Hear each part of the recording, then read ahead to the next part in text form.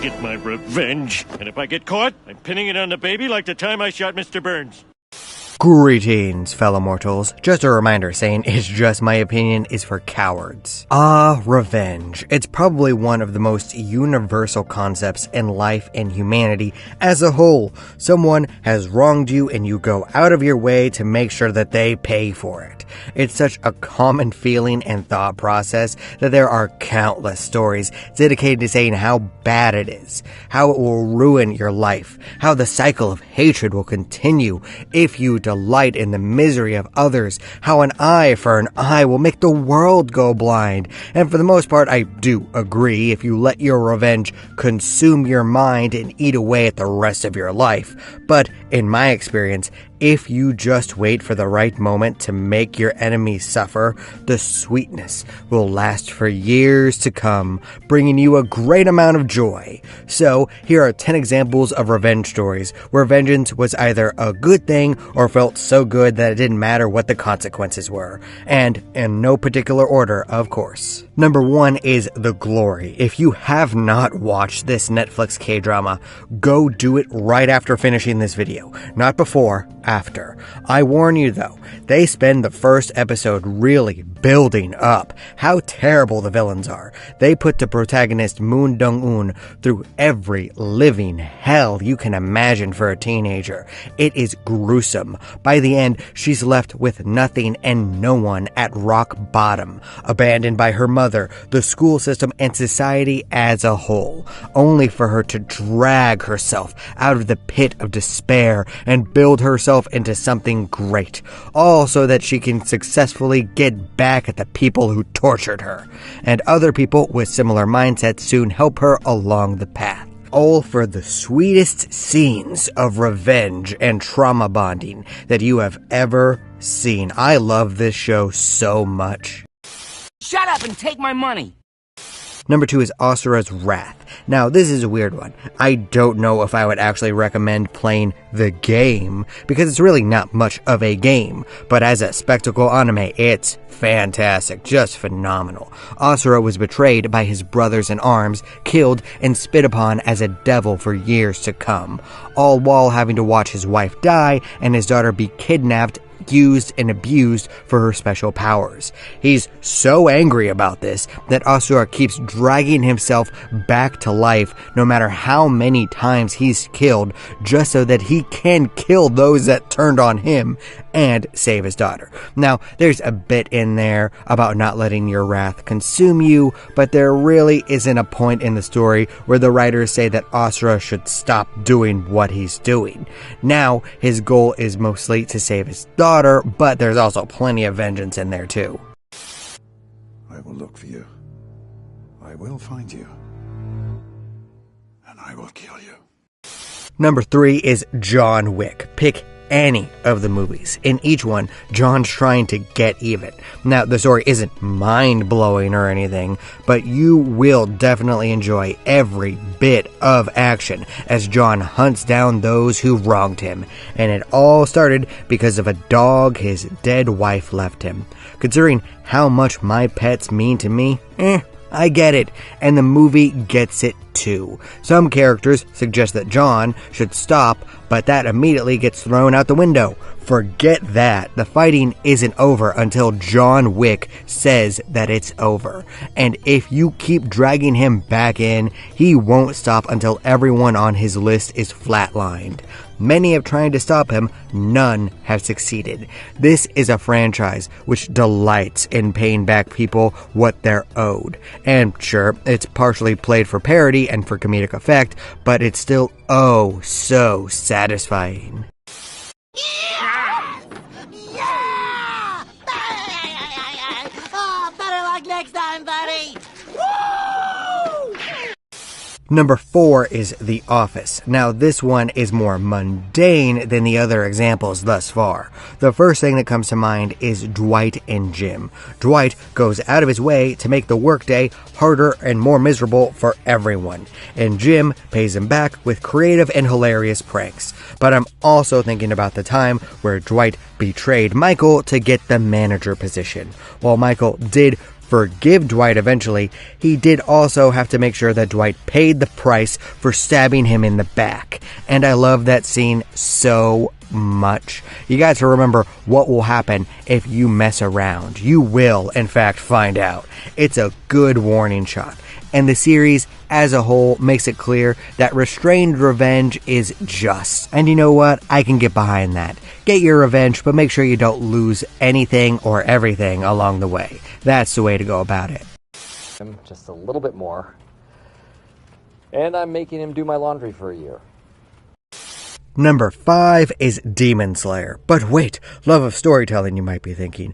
Demon Slayer isn't about revenge. Tanjiro is trying to turn his demon sister back into a human. That's his goal. Yeah, well, the most common goal in the Demon Slayer Corp is to kill demons and get revenge on the terrible deaths that the monsters brought about in the world. And even Tanjiro himself will cut demons down without mercy. Yes, he shows compassion and empathy for their own pain, but he never lets their suffering justify their terrible acts. He slays them without second thought, and then mourns the tragedies that are demons in and of themselves. Now, you could argue that this is justice rather than revenge, but I don't see a group appointed by the people with lawyers and judges. This is a group of people taking justice into their own hands, and you love to see them snuff out the monsters. Fine. I'll do it myself.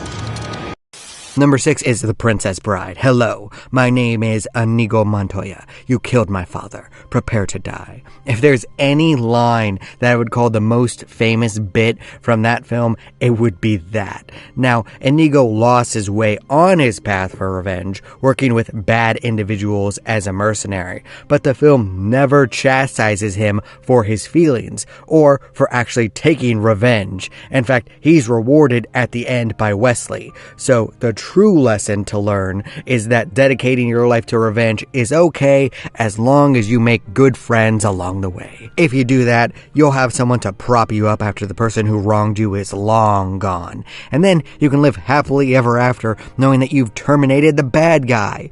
Truly, friendship is the strongest power in the world, making even revenge have positive outcomes. Watch out, I got it. No, it's okay, I'll get it. No, wait! We'll use the power of friendship. Oh, shit. Number 7 is Gravity Falls. Now, you could probably make a list where the episodes of this show ends with something negative happening to the antagonist and people laughing about it. Time Traveling Pig, Irrational Treasure, Blendin's Game, hell, even Northwest Manor Mystery. People who do bad things should be punished, as long as someone keeps their sense of morality along the way. Dipper and Mabel realized that they actually did in fact wrong Blendin earlier in the series, so they showed mercy, because his desire for revenge was understandable. They apologized and made up for it. Now, this is a family show, there can't be completely downer endings, but there are a lot of positive spins to revenge in this show if you think about it. Number 8 is Fallout New Vegas. Out of every game in the series, New Vegas is different because it doesn't have you start out as a filthy vault dweller. Instead, you're the courier who is out to track down the man who shot you in the head and get back the package that you were delivering. And if you can get away with killing the shooter Benny, there are a lot of positive outcomes for the courier. Same thing with other characters in this game. People like Cass and Craig come to mind. Now, there are negative consequences to slaughtering the people that they hate, but both characters do express a lot of joy because of the vengeance that you gave them. And you'll even get a vengeance perk. And if that's not reward enough, I don't know what is. New Vegas is the most morally gray game out there, and it admits that there are good times for revenge.